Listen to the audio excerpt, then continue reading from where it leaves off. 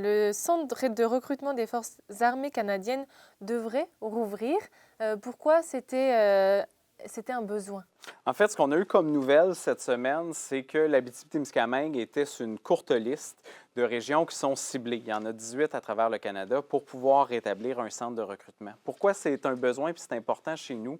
Parce que ce centre-là a déjà été présent et actif et ça faisait en sorte qu'il y avait une vie militaire très active. Le contexte actuel dans lequel le gouvernement fédéral investit 50 milliards dans son budget pour la défense, bien, pour moi, je trouve important que l'Abitibi-Témiscamingue puisse avoir sa part. Pourquoi aussi? Parce que bien, stratégiquement, de façon géopolitique, bien, on est au centre du Canada, autour de la baie d'Hudson, et on a une capacité par nos routes, les chemins de fer et l'avion de pouvoir jouer un rôle stratégique pour l'approvisionnement du Nord, pour la réparation d'équipements militaires avec tout ce qu'on fait au niveau des mines, pour les opérations de sauvetage ou d'opérations d'urgence de défense. On est capable de pouvoir jouer un rôle logistique très, très important au niveau de la formation.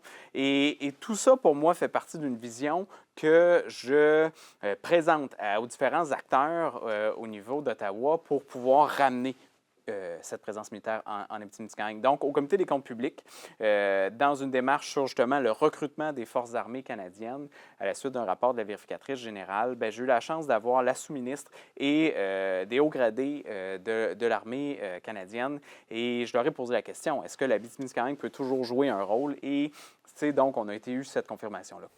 Et est-ce que cette réouverture a un lien justement avec le contexte actuel mondial?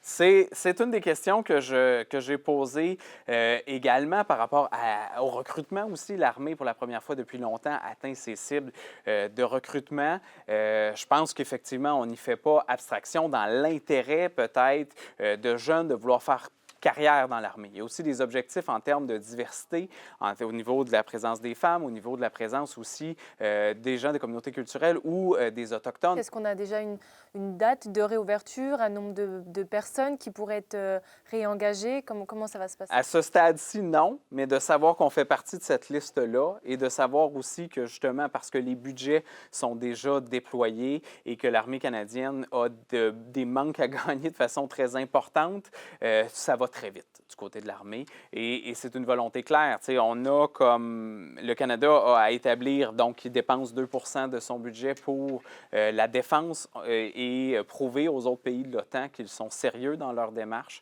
Et forcément, cette démarche-là d'un centre qui s'ouvre dans plusieurs régions à travers le Canada fait partie de ça. Cette culture militaire-là, elle est importante ici. Puis je pense qu'on a une chance de pouvoir la recréer et de la re-rendre active. Puis ça, bien, je pense que c'est une bonne nouvelle aussi pour la région.